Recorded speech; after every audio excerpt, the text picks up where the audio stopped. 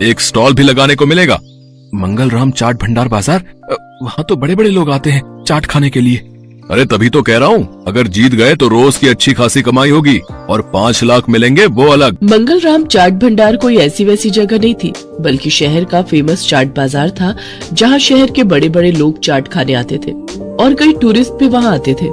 उस बाजार में चाट लगाने वालों की अच्छी खासी कमाई होती थी, लेकिन ये सब बातें जानते हुए भी दिनेश उस प्रतियोगिता में कोई खास दिलचस्पी नहीं दिखाता।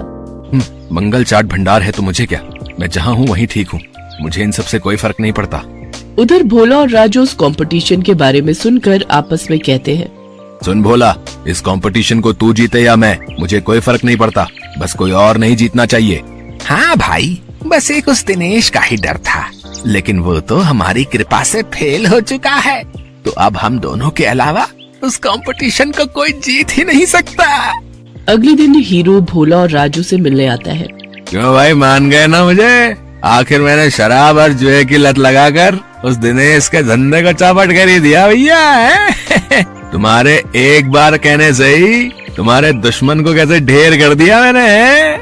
अगर वो ढेर नहीं होता तो हमारा धंधा आबाद कैसे होता भाई? उसकी पेप्सी पानी पूरी ने तो हम लोगों का धंधा ही चौपट कर दिया था भाई। तभी उनकी ये सारी बातें दिनेश सुन लेता है और अपने किए पर उसको बहुत पछतावा होता है। मैं भी कितना बेवकूफ था जो इन पाखंडियों के झांसे में फंस गया और बर्बाद हो गया, लेकिन अभी भी कुछ नहीं बिगड़ा है। मैं इन सबको मजा चखाऊंगा, मैं इस प्रतियोगिता में हिस्सा जरूर लूंगा।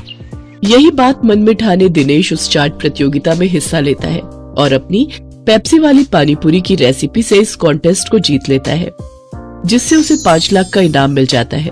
साथ ही मंगल चाट भंडार में स्टॉल लगाने के लिए जगह भी। इनाम से मिले पैसों से वो अपने बेटे का इलाज करवाता है। बंटू पूरी तरह से ठीक हो जाता है और वो भी दूसरे बच्चों की तरह खेल कूद करने लगता है। दिनेश की पेप्सी